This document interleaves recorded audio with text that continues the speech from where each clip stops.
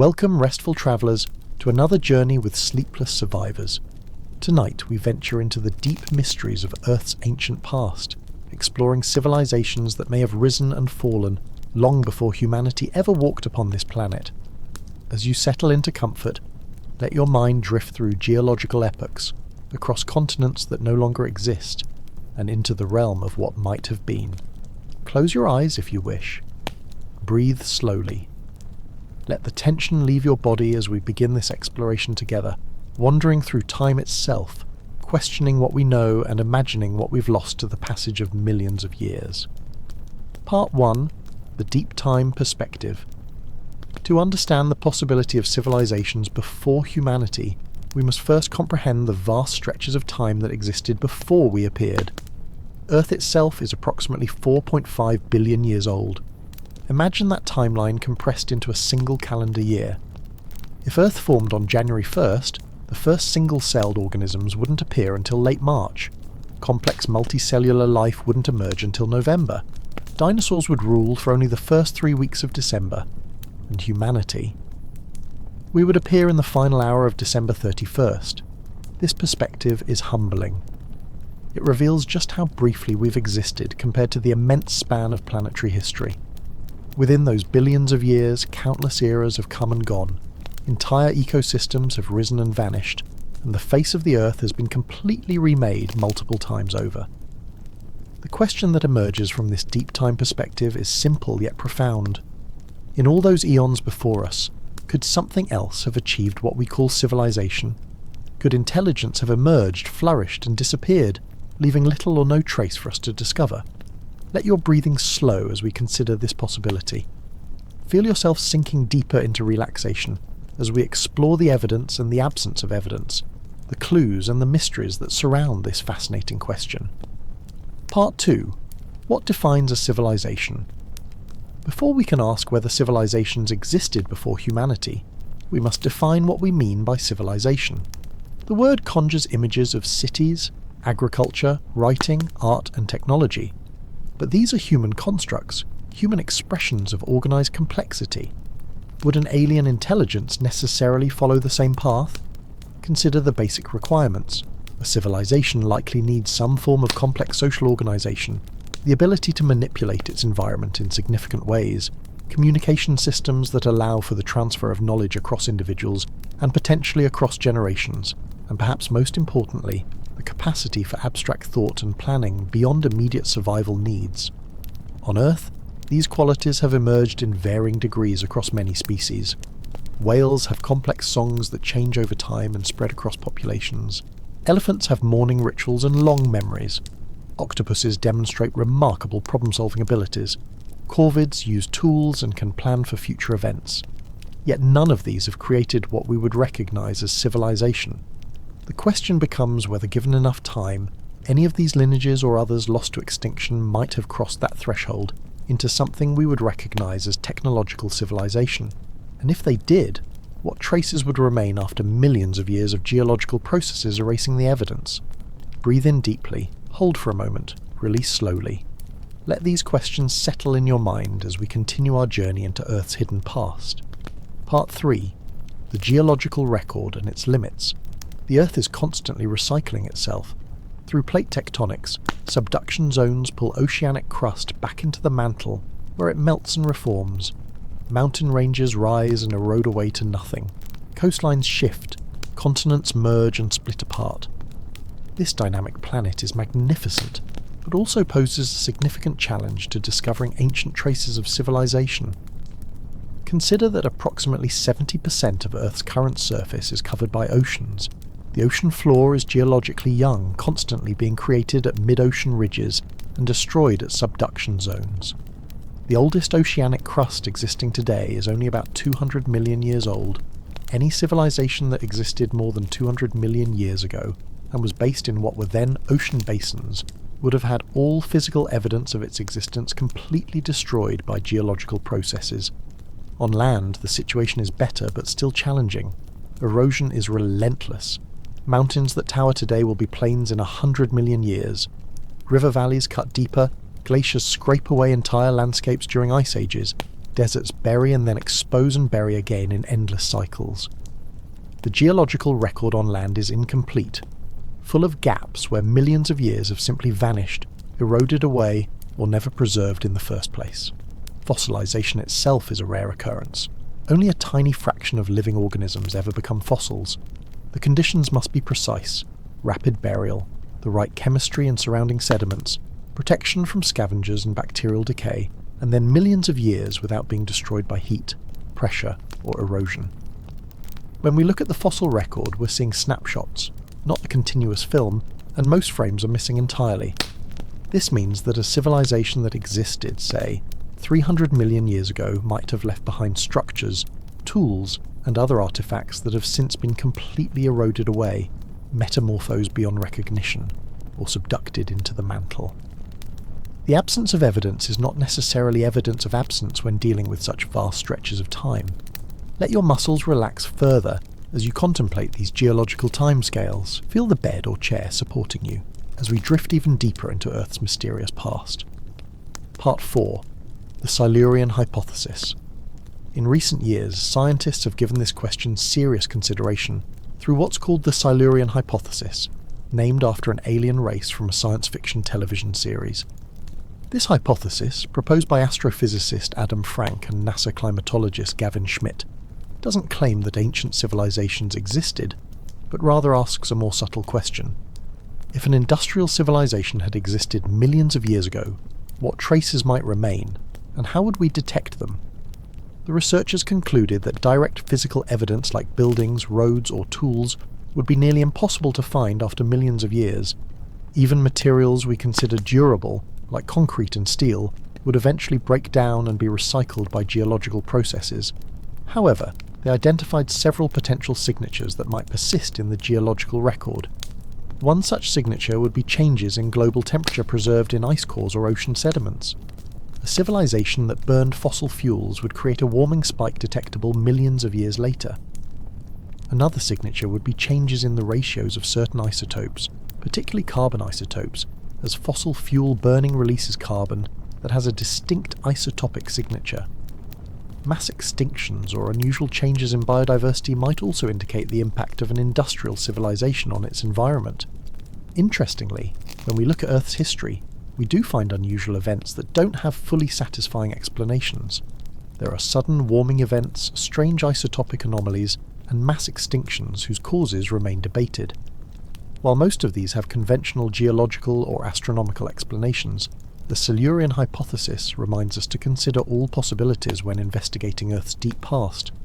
The research doesn't prove ancient civilizations existed, but it does show that scientists take the question seriously enough to develop frameworks for how we might detect such civilizations if they had existed.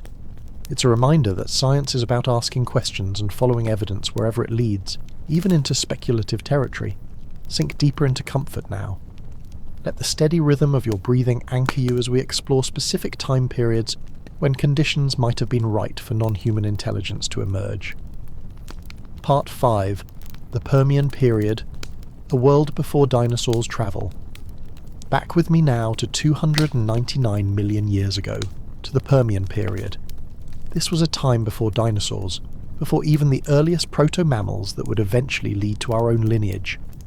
The supercontinent Pangaea had recently formed, bringing together most of Earth's landmass into a single enormous continent surrounded by the vast Panthalassic Ocean. The Permian world was dominated by synapsids, sometimes called mammal-like reptiles, though they were neither true reptiles nor true mammals but something in between. These creatures had evolved various body plans and filled numerous ecological niches. Some were massive herbivores, others fierce predators. Some had elaborate sails on their backs, possibly for temperature regulation. They were diverse, successful, and had been evolving for millions of years. Among these synapsids were creatures with relatively large brains for their body size. Some evidence suggests complex social behaviours, possibly including parental care and pack hunting. Given the right evolutionary pressures and enough time, might intelligence have emerged among these lineages? The Permian period lasted for roughly 47 million years. To put that in perspective, primates have only existed for about 65 million years, and our own species for perhaps 300,000 years. In the span of the Permian alone, there was time for intelligence to emerge, civilizations to rise, flourish, and fall, all before the devastating extinction event that ended the period. The Permian Triassic extinction, occurring approximately 252 million years ago, was the most severe extinction event in Earth's history. Up to 96% of all marine species and 70% of terrestrial vertebrate species died out. The causes are still debated, but massive volcanic eruptions in what is now Siberia, leading to global warming, ocean acidification, and oxygen depletion, are the primary suspects. If a civilization had existed during the Permian, this extinction event would have been its end. And after so much time, with so much geological change, what traces would remain? The continents have completely rearranged since then. Most of the Permian ocean floor has been subducted and destroyed. The fossils we have are rare snapshots that tell us only the basics of what lived then, not the full complexity of ecosystems or behaviours. As you rest here, imagine that ancient world. Vast deserts in the interior of Pangaea, seasonal tropical zones, strange creatures that would seem alien to us moving through landscapes that no longer exist. Perhaps, in some corner of that world, something was asking questions about its existence, just as we do now. Part 6. The Carboniferous. The Age of Giants, earlier. Still, from 359 to 299 million years ago, was the Carboniferous period. This was an Earth very different from our own, a world of swamps and massive forests of primitive plants, a time when the oxygen content of the atmosphere was significantly higher than today, allowing arthropods to grow to enormous sizes. Dragonflies with wingspans of over 2 feet soared through humid air. Millipedes 8 feet long crawled across the forest floor. Giant scorpions hunted in the shadows of towering scale trees and primitive conifers. It was a world that would seem like science fiction to us, yet it persisted for 60 million years. The high oxygen levels and abundant plant life created vast coal deposits, the fossilised remains of those ancient forests that give the Carboniferous its name. These coal beds, found on every continent, represent millions of years of accumulated plant matter, and they tell us much about the environment and ecology of the time. But what about intelligence? The Carboniferous was dominated by amphibians and early reptiles on land, while the seas teemed with sharks, bony fishes, and various marine invertebrates. Brain size in most of these creatures was small relative to body size. The cognitive sophistication we associate with potential civilization building doesn't appear to have been present in any known Carboniferous species. However, our sampling of Carboniferous life is incomplete. We have fossils representing perhaps a tiny fraction of the species that lived during those 60 million years. Most soft tissues don't fossilise, so brain size and structure are often matters of inference rather than direct observation. Could there have been lineages with greater cognitive capacity that simply aren't represented in the fossil record? The end of the Carboniferous saw significant climate change as the Earth cooled and the vast swamp forests began to disappear. This opened ecological opportunities for new forms of life, setting the stage for the Permian period we discussed earlier. But in those millions of years of the Carboniferous, in those steamy forests and along those ancient shores, could something have been learning, adapting, building? Let yourself drift with these questions. There's no need to answer them. Simply let them carry you deeper into relaxation as we continue our journey through deep time. Part 7. The Devonian. The Age of Fishes, going back further still to 419 to 359 million years ago, we enter the Devonian period, often called the Age of Fishes. This was when fish diversified dramatically, evolving into countless forms, from armoured placoderms with razor-sharp jaw plates to early sharks, lobe-finned fishes that would eventually give rise to all land vertebrates, and primitive ray-finned fishes that would become the most diverse vertebrate group on Earth. The Devonian oceans were vibrant and complex ecosystems. Coral reefs flourished. Ammonites spiralled through ancient seas, and somewhere in those waters, something remarkable was happening. Fish were developing increasingly sophisticated nervous systems and behaviours.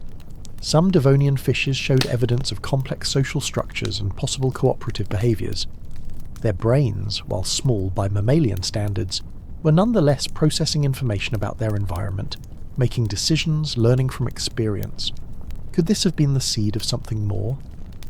On land, the Devonians saw the colonisation of terrestrial environments by plants and arthropods, and toward the end of the period, the first tetrapods began emerging from the water. These early amphibian-like creatures were pioneering an entirely new realm of existence. The challenges of living on land would drive rapid evolutionary innovation in the periods to come. But it's in the oceans where we might look for Devonian intelligence. Cephalopods, the group that includes modern octopuses, squid and cuttlefish, have ancient origins. While the intelligent octopuses of today evolved much later, their distant ancestors were present in Devonian seas. Might there have been Devonian cephalopod species with cognitive abilities we can't easily detect in the fossil record? The Devonian ended with another mass extinction, this one possibly caused by asteroid impacts, or a combination of factors including glaciation and sea level changes. Once again, if anything approaching civilization had existed, it would have been swept away, its traces lost to time and geology. Rest now in the knowledge that we are exploring possibilities, not certainties. Let your body become heavier, more relaxed, as we drift even deeper into the past. Part 8. The Ordovician and Silurian. Early complex life between 485 and 419 million years ago. The Ordovician and Silurian periods saw the continued diversification of marine life, and the first major colonization of land by plants and animals. These were formative times in Earth's biological history, when many of the basic body plans and ecological relationships that persist today were being established. The Ordovician seas were home to trilobites, ancient arthropods with complex eyes and apparent social behaviours. Some species seem to have migrated in large groups, possibly for breeding. Others show evidence of having been crushed together in large numbers, suggesting mass stranding similar to modern whale strandings. These behaviours hint at a level of complexity in their nervous systems that we're only beginning to appreciate. Early jawless fishes appeared during the Ordovician, representing our own distant ancestors. The evolution of the vertebrate body plan with its centralised nervous system and specialised sensory organs was a major innovation that would eventually lead to the cognitive capabilities of birds and mammals. But in the Ordovician, this was all just beginning. The colonisation of land during the Silurian was a monumental event in Earth's history. Primitive plants established themselves along shorelines and gradually spread inland. Arthropods followed, evolving adaptations for breathing air and preventing desiccation. The land, previously barren rock and sediment, began to transform into something resembling the terrestrial ecosystems we know today. These periods were times of innovation and exploration, as life discovered new ways of existing. But were they times when intelligence might have emerged? The organisms of these periods seem too simple, their behaviours too reflexive and hardwired. Yet evolution can work quickly when selection, pressures are strong. 40 million years is a long time for change to accumulate. The Ordovician ended with another mass extinction, likely caused by rapid glaciation and sea level changes. The Silurian eventually gave way to the Devonian we've already discussed. Through each transition, countless lineages disappeared forever, their stories known only through the fragmentary fossil record. Breathe slowly and deeply. Feel yourself becoming more and more relaxed as we continue our journey into Earth's ancient history. Part 9. The Cambrian Explosion. The Dawn of Modern Animals. At approximately 541 million years ago, something extraordinary happened in Earth's oceans. This event, called the Cambrian Explosion, saw the relatively rapid appearance of most major animal phyla that exist today. Over a period of just 20 to 25 million years, an incredibly short time geologically speaking, life went from being mostly simple and soft-bodied to complex and diverse. The Cambrian seas were unlike anything we see today. Strange creatures crawled along the seafloor or swam through ancient waters. Anomalocaris, a predator up to 3 feet long with compound eyes and grasping appendages, was an apex predator of its time. Upper Binia had 5 eyes and a strange grasping proboscis. Hallucigenia walked on paired spines with tentacles waving from its back, so strange that scientists initially reconstructed it upside down.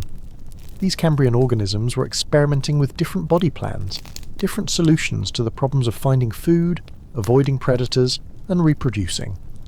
Many of these experimental designs didn't survive, but those that did gave rise to all the animal diversity we see today, including ourselves. But was there intelligence in the Cambrian? almost certainly not in any form we would recognise. Most Cambrian animals had simple nervous systems, just clusters of nerve cells coordinating basic behaviours. The complexity necessary for abstract thought, planning, and the manipulation of the environment simply wasn't present yet. Yet the Cambrian set the stage for everything that followed. The evolution of complex eyes, for example, fundamentally changed how organisms could interact with their environment. Eyes allowed for the detection of predators and prey at a distance, which in turn drove the evolution of faster swimming, better armour, more effective camouflage, and ultimately, more complex nervous systems to process all that visual information. The Cambrian shows us that major evolutionary innovations can happen relatively quickly when conditions are right. It also shows us that life is endlessly creative, constantly exploring new possibilities. If intelligence is just one of many possible evolutionary solutions to environmental challenges, then given enough time and the right circumstances, it might emerge in lineages we wouldn't expect. As you lie here, feeling peaceful and relaxed, imagine those ancient Cambrian seas. See the strange creatures in your mind's eye, moving through clear waters lit by a younger sun.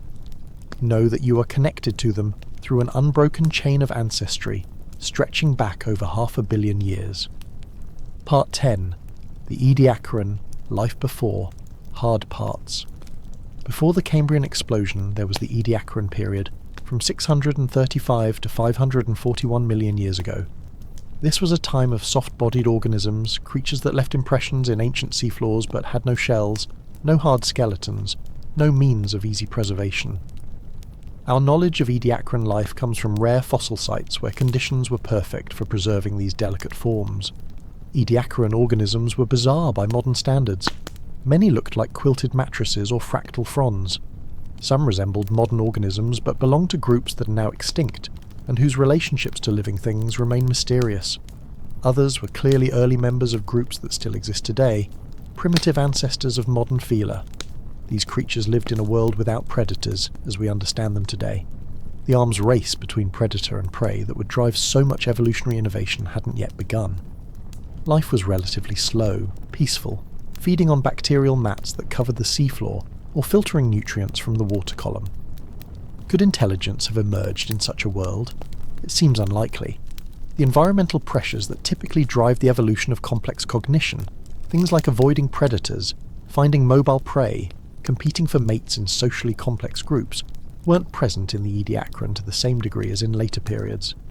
Yet we know so little about these organisms, their behaviours, their ecology, that definitive statements are difficult. The end of the Ediacaran saw many of these strange forms disappear, possibly outcompeted by the new, more active animals of the Cambrian, or perhaps falling victim to the earliest predators. It was a transition from one world to another, from the gentle Ediacaran to the more competitive and dangerous Cambrian. Let your breathing slow even more. Feel yourself sinking deeper into rest as we contemplate these ancient alien life forms that were among our most distant ancestors. Part 11. The Boring Billion. When nothing seemed to happen. Between approximately 1.8 billion and 800 million years ago lies a vast stretch of time that geologists sometimes call the Boring Billion. During this enormously long period, Earth seems to have been relatively stable. Oxygen levels in the atmosphere remained fairly constant, the climate was moderate, and most significantly the complexity of life didn't appear to increase much. This stands in stark contrast to the periods immediately before and after. Before the Boring Billion, the Great Oxidation event around 2.4 billion years ago had fundamentally transformed Earth's atmosphere and oceans. After the Boring Billion, the evolution of complex multicellular life began accelerating toward the diversity we see today. But was it really boring? A billion years is an incomprehensible span of time. To put it in perspective, if we compressed all of Earth's history into a single 24-hour day, the Boring Billion would last for more than 5 hours. Modern humans would exist for just the final second before midnight. During this vast period, life certainly existed. Single-celled organisms dominated the oceans. Bacterial mats covered shallow seafloors. Algae floated in surface waters. And crucially, somewhere during this time, the first eukaryotic cells evolved. Cells with nuclei and complex internal structures that would eventually give rise to all plants, animals and fungi. Could intelligence have emerged during the boring billion? It seems highly unlikely given that life was still predominantly single-celled. But we should be cautious about our assumptions. We know that even modern single-celled organisms can exhibit remarkably complex behaviours, including chemical communication, collective decision-making, and primitive forms of memory. Some bacteria form biofilms that show coordinated behaviours across millions of individual cells. Slime moulds, technically single-celled organisms for part of their life cycle, can solve mazes and appear to make decisions about resource allocation. If such complexity can exist in simple organisms, what might have been possible over 1 billion years of evolution? The fossil record from the boring billion is extremely sparse. Single-celled organisms rarely fossilise, and when they do, they leave behind only the simplest structures. If complex behaviours or even simple forms of colonial intelligence existed during this time, we would have almost no way of knowing. Rest peacefully as we consider this vast expanse of time. Let the enormity of 1 billion years wash over you like a gentle wave, carrying away any remaining tension. Part 12. The Great Oxidation Event and Snowball Earth. Going further back to approximately 2.4 billion years ago, we encounter one of the most significant events in Earth's history, the Great Oxidation Event. This was when photosynthetic cyanobacteria began producing oxygen as a waste product in quantities large enough to fundamentally change the planet's atmosphere and oceans. Before this event, Earth's atmosphere contained almost no free oxygen. The planet was anoxic, and most life consisted of anaerobic organisms that didn't need or couldn't tolerate oxygen. The rise of oxygen was actually catastrophic for these organisms. It's been called the oxygen catastrophe because it led to the extinction of many anaerobic lineages. But for life that could use oxygen, it opened up enormous possibilities. Oxygen allows for much more efficient energy production through cellular respiration. This would eventually enable the evolution of large, complex, multicellular organisms. Without the Great Oxidation Event, we wouldn't exist. The rise of oxygen also led to a series of snowball Earth events, periods when the entire planet froze over, covered from pole to pole in ice. These events occurred between 750 and 580 million years ago. The proposed mechanisms involve feedback loops between oxygen production, rock weathering, and greenhouse gas concentrations that led to runaway cooling. During snowball Earth periods, life would have survived only in specialised refugia, near volcanic vents, in pockets of liquid water beneath the ice, perhaps in thin films of meltwater on the ice surface. These extreme conditions would have exerted powerful selection pressures on any organisms that survived. Could intelligence have evolved during or between these dramatic events? It seems doubtful. The organisms alive during this time were still relatively simple, mostly single-celled or forming simple colonies. The environmental conditions were often extreme, favouring survival over innovation. Yet we should remember that extreme conditions can sometimes drive rapid evolution. When environments are stable, organisms that are well adapted may not change much. When environments are unstable or harsh, evolution can proceed more quickly as populations adapt or go extinct. The survivors of the snowball Earth events went on to diversify into the Ediacaran organisms we discussed earlier, setting the stage for the Cambrian explosion and all subsequent life.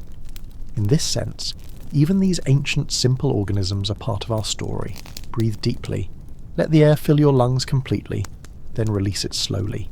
Feel yourself becoming more and more peaceful as we journey through these ancient times. Part 13. The Hadean and Archean Eons.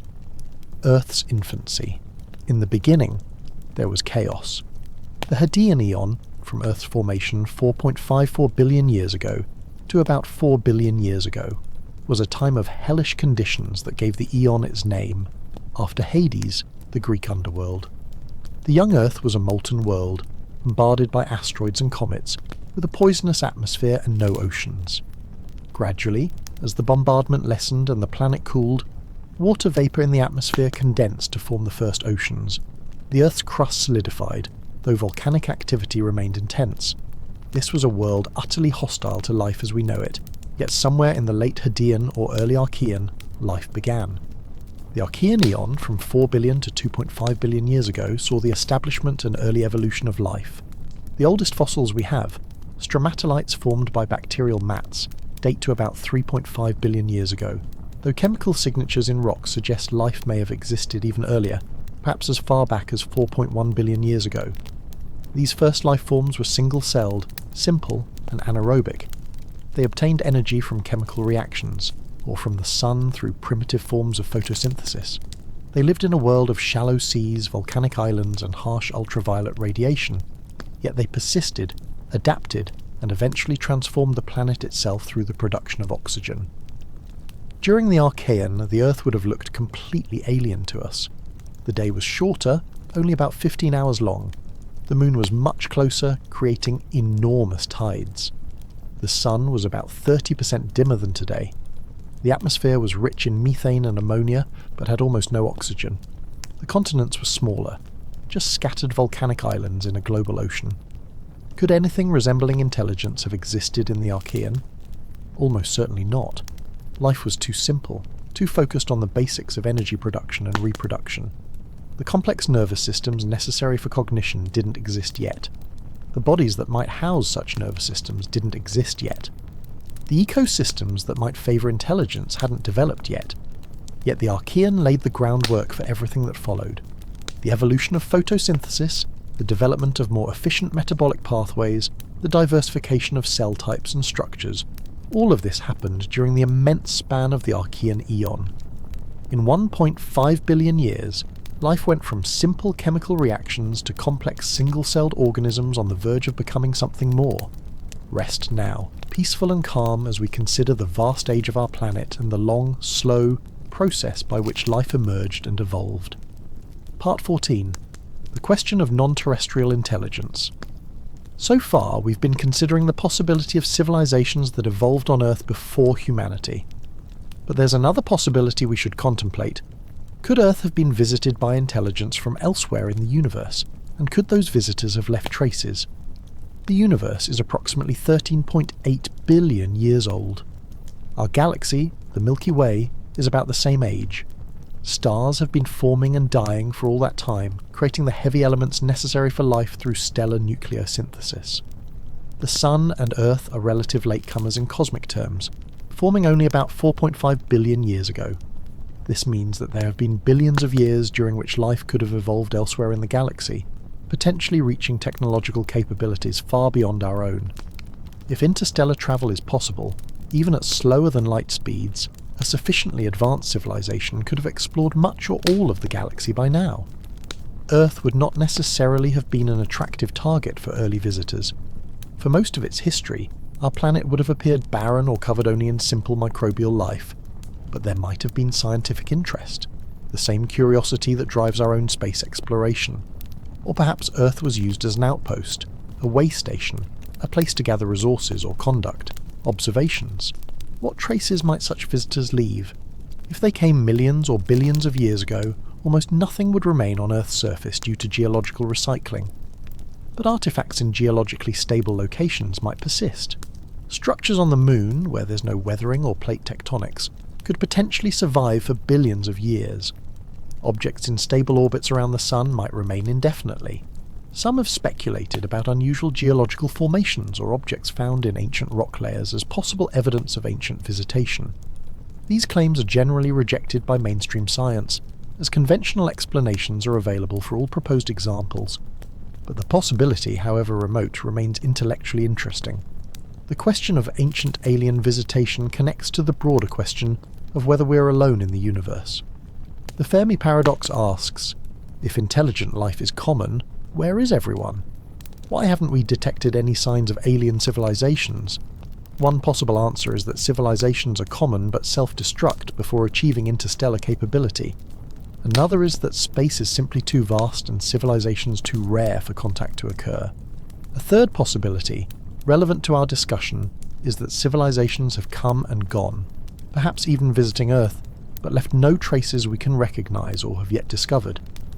Let these cosmic possibilities float through your mind as you relax even more deeply. The universe is vast, time is long, and we are but one small part of an unfolding story. Part 15. The Fermi Paradox and the Great Filter. The Fermi Paradox, named after physicist Enrico Fermi, highlights the contradiction between the high probability of extraterrestrial civilizations existing and our lack of evidence for them.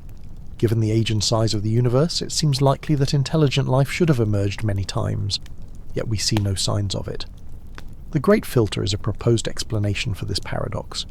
The idea is that there's some stage in the evolution of life and civilization that is extremely difficult to pass through. This filter might be behind us, in which case we're incredibly lucky to have made it this far, or it might be ahead of us, in which case our future may be grimmer than we hope. If the Great Filter is behind us, it might be the origin of life itself, or the development of complex cells, or the emergence of intelligence. Each of these steps is difficult, and each one might be so improbable that it rarely happens even given the vast scale of the universe. In this scenario, Earth might be one of very few planets where life not only emerged but evolved to intelligence. This would explain both the Fermi paradox and the lack of evidence for previous civilizations on Earth. If intelligence is extraordinarily rare, then Earth might be the only place in our galaxy where it has evolved, and we might be the first and only civilization this planet has produced.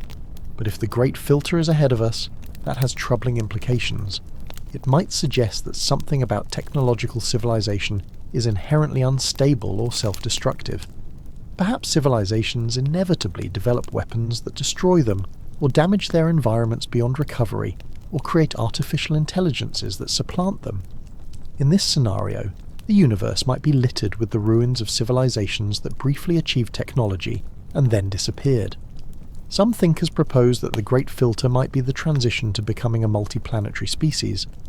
Civilizations confined to a single planet are vulnerable to extinction from asteroid impacts, supervolcano eruptions, or self-inflicted catastrophes. Breaking free of this vulnerability might be a crucial step that few civilizations achieve. If previous civilizations arose on Earth and then went extinct before spreading beyond the planet, they would have encountered this filter. All traces of their existence would eventually be erased by geological processes, leaving no evidence for us to find. We might be not the first attempt at technological civilization on Earth, but merely the latest in a series of failed experiments. These are sobering thoughts, but also oddly comforting. If civilizations are rare and precious, then we have all the more reason to value what we have and work to preserve it. The responsibility falls on us to be wise stewards of our technology and our planet. Continue breathing slowly and deeply. Feel yourself drifting towards sleep as we explore more possibilities from Earth's hidden past. Part 16. The Evidence We Do Have. Having explored the possibilities of ancient civilizations, it's important to acknowledge what evidence we actually do have about Earth's past. The fossil record, incomplete as it is, provides a fairly consistent picture of how life evolved over time. We see a progression from simple to complex, from single-celled to multicellular, from small to large, from aquatic to terrestrial. At no point in this record do we see signs of technology or civilization in species other than humans and our immediate ancestors. We don't find fossilized tools millions of years old, or ancient industrial sites, or any of the traces we might expect from a technological species.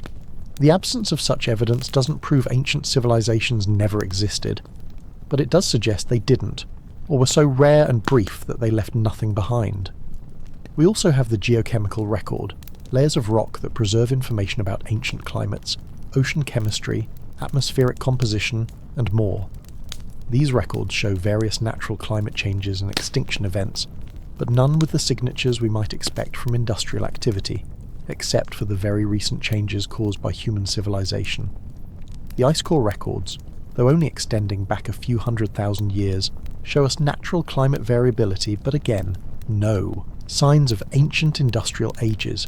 The oldest ice we've recovered is about 2.7 million years old, found in Antarctica. Before that, any ice has melted away, so we have no direct atmospheric samples from earlier times. Crater records on the Moon and other bodies in the solar system tell us about the bombardment history of the inner solar system. We can use this information to understand the conditions on early Earth, even though most craters on our planet have been erased by geological activity. These records show natural impacts but no signs of artificial structures or activities. In short, all the evidence we have points to a natural history of life on Earth, with humans being the first and only technological civilization our planet has produced. This doesn't make the question of potential previous civilizations uninteresting, but it does suggest the answer is likely negative. Science is always open to new evidence, however. If someone were to discover a genuine artifact millions of years old, or find an inexplicable geochemical signature, or uncover fossilized structures that couldn't be explained by natural processes, the scientific community would investigate. The absence of such findings after centuries of geological and paleontological research is itself telling. Yet the very act of asking these questions is valuable. It pushes us to think more carefully about what traces our own civilization will leave behind. It helps us understand the limits of the fossil record and the geological processes that erase history. And it reminds us of the vast scales of time involved in Earth's story, scales that dwarf human experience and humble our sense of permanence. Let your mind rest easy with these thoughts. There's a comfort in knowing that science, while open to possibilities, is grounded in evidence and careful reasoning. Feel yourself relaxing even more deeply as we continue our journey. Part 17. Ancient Mysteries and Natural Explanations. Throughout history, people have pointed to various mysteries as possible evidence of ancient advanced civilizations or alien visitors. Let's explore some of these claims, and what science has revealed about them, not to dismiss wonder and curiosity, but to show how natural processes can create seemingly inexplicable phenomena.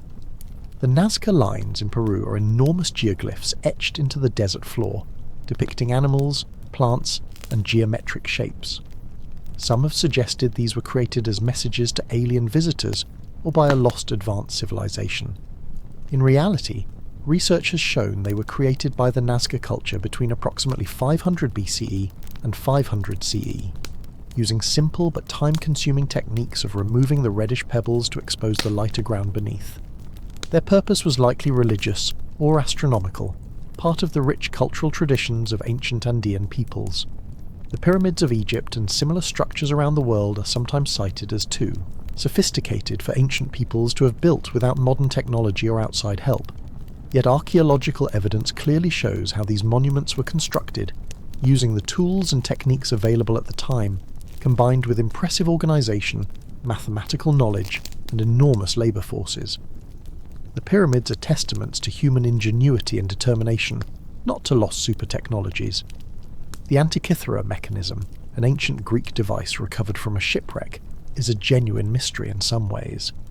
Dating to around 87 BCE, it's an incredibly sophisticated astronomical calculator, more complex than anything else we know of from that period. Some have suggested it represents lost ancient technology. More likely, it shows that ancient Greek science was more advanced than we sometimes give it credit for, and that much ancient knowledge was indeed lost, not because of some catastrophe, but through the normal processes of cultural change, war, and the fragility of written records. There are geological formations like the Giant's Causeway in Northern Ireland, with its hexagonal basalt columns that look almost artificial, or the underwater Yonaguni Monument off Japan, with its seemingly carved angles and platforms. These are natural formations created by volcanic activity and erosion, respectively, though they demonstrate how natural processes can sometimes produce geometric patterns that look designed. In Earth's deep past, there are unusual geological events that don't always have fully satisfying explanations. The Paleocene-Eocene thermal maximum, about 56 million years ago, saw a rapid global warming event whose exact cause is still debated.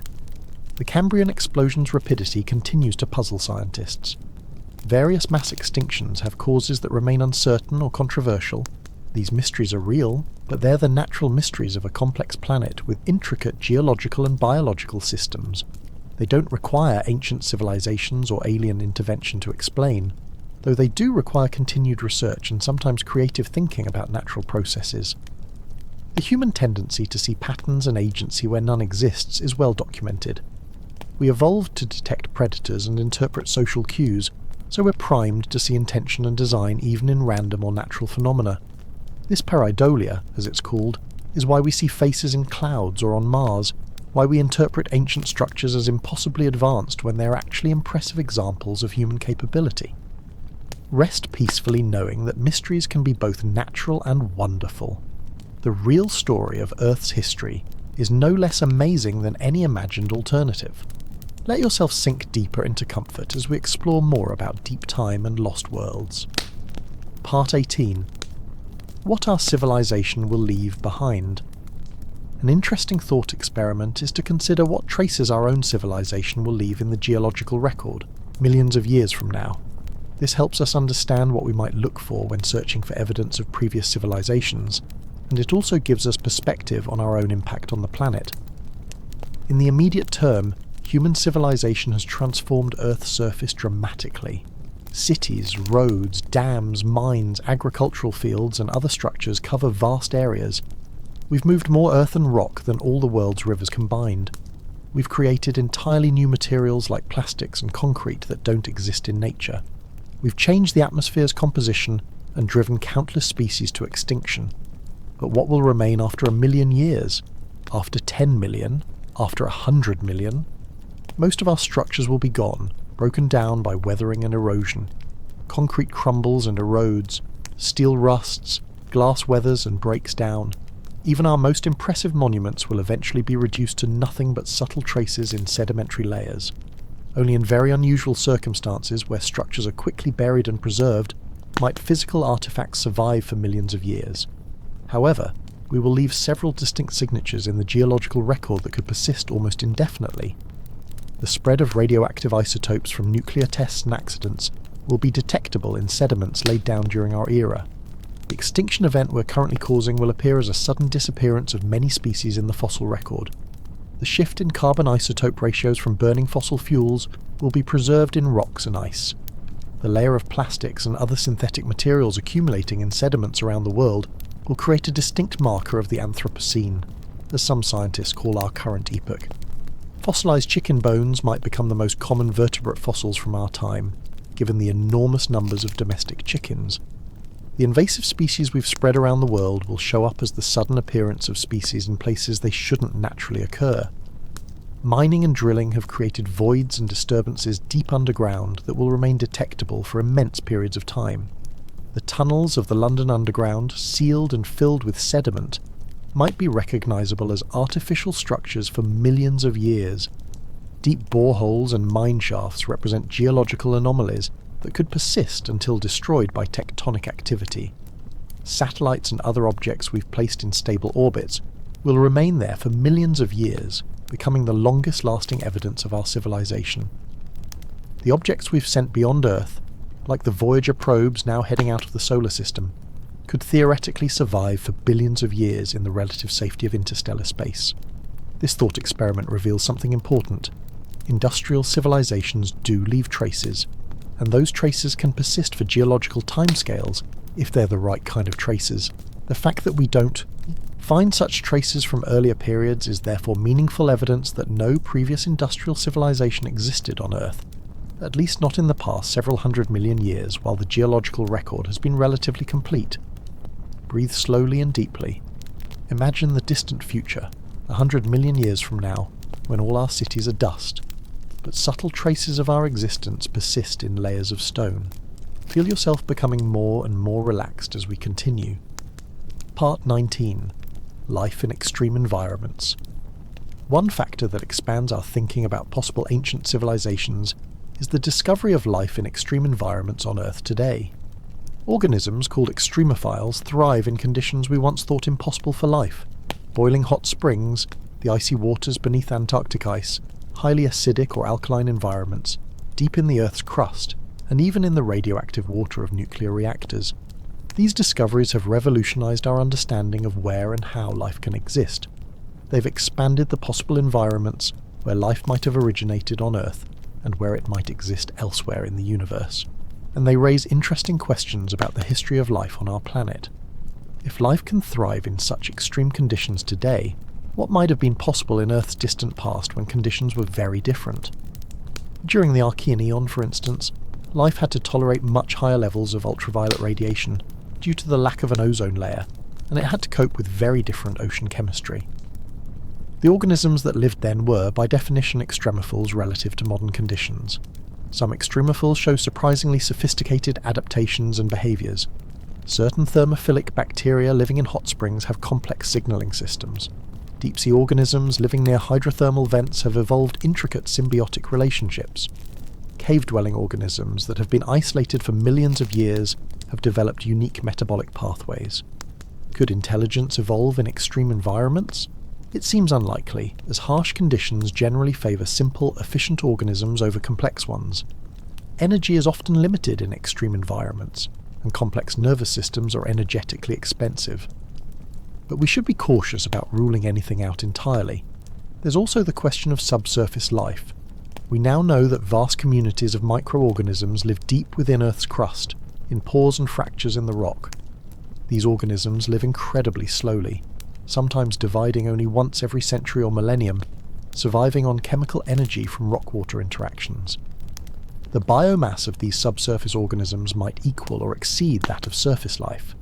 If there's a deep biosphere today, might there have been one throughout Earth's history? And might ancient organisms, or even ancient ecosystems, persist in isolated pockets deep underground, living fossils from ages long past? It's a speculative idea, but not impossible. Cave organisms have been found that appear to be living fossils, little changed from ancient ancestors. This subsurface realm is difficult to study. We can only sample it where we drill, or where natural processes bring rocks from depth to the surface. There could be entire ecosystems deep in the earth that we know nothing about. And if those ecosystems have existed for hundreds of millions or billions of years, they might have evolved in very different directions from surface life. None of this suggests ancient civilizations, of course. The subsurface environment seems too limited, too slow, too energy poor to support the kind of complexity we associate with civilization. But it does remind us that Earth still holds secrets, that we don't know everything about the life that exists here now, let alone everything that might have existed in the past. Let yourself relax even more deeply. Feel the weight of your body fully supported, perfectly at rest. Continue breathing slowly as we explore more mysteries of deep time. Part 20. Convergent Evolution and the Inevitability of Intelligence. An important question in evolutionary biology is whether intelligence is inevitable or a fluke. If we could rerun Earth's history, would intelligence evolve again? Would it look like us, or would it be completely different? Convergent evolution, where unrelated organisms independently evolve similar traits, suggests that some solutions to environmental challenges are so effective that evolution discovers them repeatedly. Eyes, for instance, have evolved independently many times in different lineages. Flight has evolved at least 4 times in vertebrates alone, in pterosaurs, birds, bats, and arguably in some gliding mammals. Complex cognition has also evolved multiple times. Mammals and birds, which diverged from a common ancestor about 320 million years ago, have both evolved sophisticated brains capable of problem-solving, learning, and in some cases tool use. Cephalopods like octopuses, which are mollusks and therefore very distantly related to vertebrates, have evolved complex brains and remarkable cognitive abilities completely independently. This convergence suggests that intelligence, or at least sophisticated cognition, might be a natural outcome of evolution under the right circumstances. The challenges of finding food, avoiding predators, and navigating complex social environments can favour increased brain power in multiple different lineages. However, while basic cognition might be convergent, human-level intelligence and the capacity for technology seem to be unique to our lineage. No other species, despite millions of years of evolution, has developed anything resembling human technology. Even our closest relatives, chimpanzees and bonobos, use only simple tools and have nothing like cumulative culture or rapid technological innovation. This could mean that while intelligence is somewhat convergent, human-level intelligence requires a very specific combination of traits that rarely comes together. The right kind of intelligence, the right physical abilities, like dexterous hands, a social structure that supports cultural transmission, communication abilities sophisticated enough for complex language, and perhaps luck in avoiding extinction during vulnerable periods. If human-level intelligence is this specific and difficult to evolve, it might have only happened once in Earth's history, with us. The fact that it took 4 billion years to happen once suggests it's not easy or inevitable. In this view, we might truly be the first technological civilization Earth has produced. Alternatively, perhaps human-level intelligence is more common than we think, but it's usually a brief phenomenon. Species that achieve it might burn out quickly, failing to survive long enough to leave traces in the geological record. Intelligence might be convergent, but also inherently unstable, leading to rapid extinction through environmental destruction, resource depletion, or other causes. Under this scenario, Earth might have produced intelligent species before us, but they existed for such brief periods, geologically speaking, and in such small populations that they left no detectable trace. This is speculative, but it's a sobering thought about the possible fragility of technological civilization. Rest easy with these thoughts. Let them drift through your mind without holding on to them. Feel yourself becoming heavier, more relaxed, sinking deeper into comfort and peace. Part 21. The Ocean Depths, Earth's Last Frontier. When we think about lost civilizations, we typically imagine them on land. But 70% of Earth's surface is covered by oceans, and most of that remains unexplored. The ocean depths are Earth's last frontier, a realm as alien to us as outer space, and one that might hold secrets about our planet's history. The deep ocean is hostile to human exploration. Pressure increases by 1 atmosphere for every 10 meters of depth, reaching over 1,000 atmospheres in the deepest trenches. It's completely dark below about 1,000 meters. It's cold, averaging just above freezing in most deep waters, and it's vast, with the average ocean depth being about 3,700 meters. Yet life exists even in the deepest parts of the ocean. Strange fishes with bioluminescent lures lurk in the midnight zone. Giant squids hunt in the depths, their biology still poorly understood. Near hydrothermal vents, entire ecosystems thrive on chemical energy rather than sunlight, including species found nowhere else on Earth. If intelligence were to evolve in the ocean, it would face different challenges and opportunities than land-based intelligence. Water provides excellent support for large bodies, allowing the evolution of enormous sizes as we see in whales. Communication can occur over vast distances through sound. But technology as we know it would be difficult or impossible, as fire doesn't work underwater, and many materials behave differently in aquatic environments. Dolphins, whales, and some other marine mammals show considerable intelligence. They have complex communication systems, sophisticated social structures, and problem-solving abilities. Some use tools, like dolphins that use sponges to protect their noses while foraging. But despite millions of years of evolution, they haven't developed technology. This raises an interesting question. Could a civilization exist without technology? Could social complexity, communication, art, and culture exist without material artifacts? If so, such a civilization would leave almost no trace in the geological record. We might never know it existed. The ocean floor is constantly being recycled through plate tectonics, as we discussed earlier.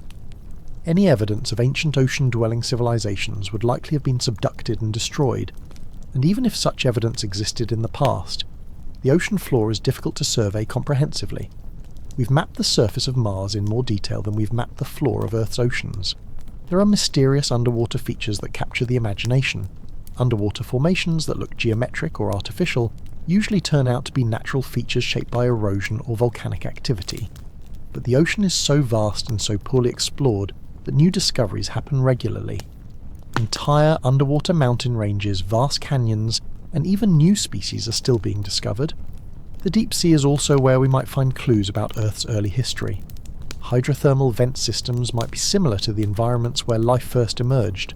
Studying deep sea life gives us insights into the limits and diversity of biology.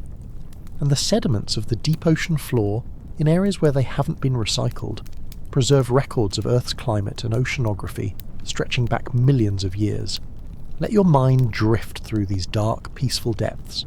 Imagine floating in perfect darkness, suspended in water, feeling the gentle currents. Let this image carry you deeper into relaxation. Part 22. Panspermia and the Origin of Life. The question of ancient civilizations connects to the broader mystery of how life began on Earth in the first place. One hypothesis, called panspermia, suggests that life didn't originate on Earth at all, but was brought here from elsewhere in space, perhaps on meteorites or comets. This idea has a long history, and while it's often dismissed as fringe science, it's actually taken seriously by some researchers. We know that organic molecules exist in space, found in molecular clouds, in comets, and in meteorites that have fallen to Earth.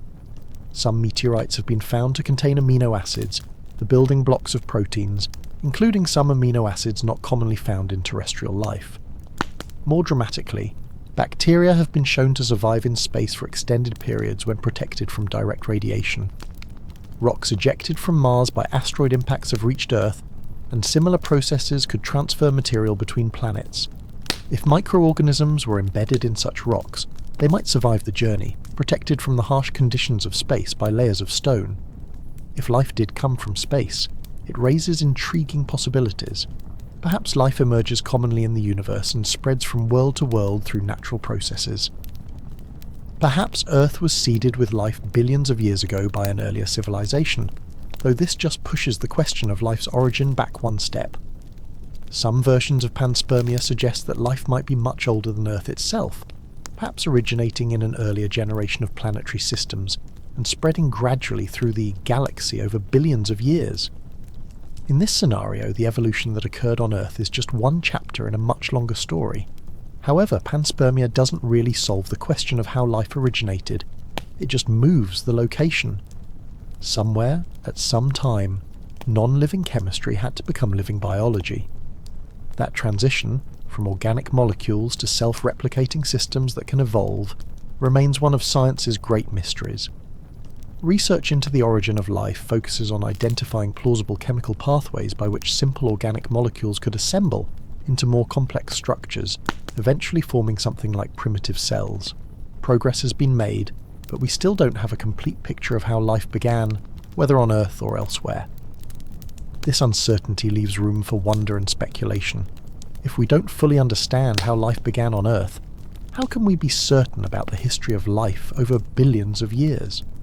Might there have been multiple origins of life, different chemical systems that arose, competed, and evolved, with only one lineage surviving to give rise to all life we see today? Modern biology shows that all life on Earth shares a common ancestor, based on the universality of genetic code and metabolic pathways. But that common ancestor might have had competitors that we know nothing about, lost to the deep reaches of time. Breathe deeply and slowly. Let these cosmic mysteries wash over you. Feel yourself becoming more peaceful with each breath, more ready for rest. Part 23. The Anthropic Principle and Observer Selection Effects. There's a philosophical consideration that relates to our search for ancient civilizations, the Anthropic Principle. This principle, in its simplest form, observes that we can only find ourselves in a universe compatible with our existence. We're necessarily living at a time and place where conditions allow observers like us to exist. Applied to the question of ancient civilizations, this creates an interesting logical situation. If technological civilizations are brief phenomena that quickly destroy themselves or their environments, then we would naturally find ourselves at the beginning of such a phenomenon on Earth. We couldn't observe the planet after such a civilization had collapsed, because we wouldn't exist then. This observer selection effect means we need to be careful about drawing conclusions from our observations. The fact that we're the first technological civilization on Earth might not tell us that such civilizations are rare or difficult to achieve. It might just tell us that we're necessarily at the beginning, because that's the only time when observers can exist to make the observation. Similarly, if intelligence inevitably emerges from evolution, but also inevitably leads to extinction, we would find ourselves in the brief window between emergence and extinction. The apparent rarity of intelligence in the universe might be an observational bias rather than a statement about the actual frequency of intelligence. These considerations don't prove anything about ancient civilizations, but they remind us to think carefully about what our observations actually tell us. The universe we observe is filtered through the fact that we're here to observe it, and that filtering might distort our perceptions in ways that aren't immediately obvious. The Anthropic Principle has broader applications too. The fact that Earth has conditions suitable for life might not be surprising when we consider that we could only exist on a planet with such conditions. The apparent fine-tuning of physical constants that allow for the existence of atoms, stars, planets, and life might be explained by the fact that only in a universe with such fine-tuning could observers exist to notice it. Some philosophers and scientists find these arguments compelling, others find them empty tautologies that explain nothing. But they're worth considering as we think about our place in time and space, and about what the absence of evidence for ancient civilizations might or might not mean. Rest comfortably as you contemplate these deep questions. Let your body relax completely. Feel yourself drifting closer to sleep.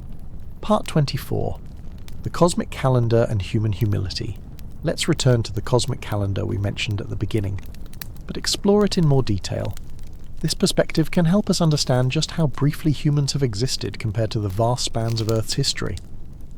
On this calendar, where all of Earth's history is compressed into 1 year, the first life appears in late March. For months, nothing but single-celled organisms exist. The first multicellular life doesn't appear until November. The Cambrian explosion happens in mid-November. Fishes diversify in late November. Life moves onto land around Thanksgiving.